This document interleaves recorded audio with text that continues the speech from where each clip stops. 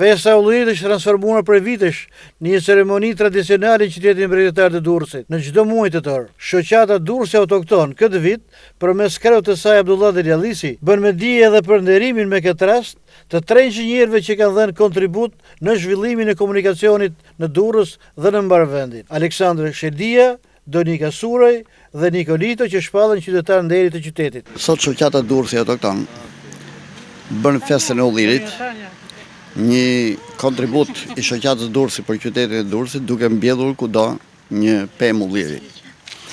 Pemë ulliri simbolizon begatin, simbolizon paqen, simbolizon lavdinë e këtij qyteti, dhe në këtë kuptim sot nderojmë 3 inxhinierat e Hekurrudhës të lavdishëm për punën e tyre shkencore gjatë gjithë jetës tyre në Hekurrudhë.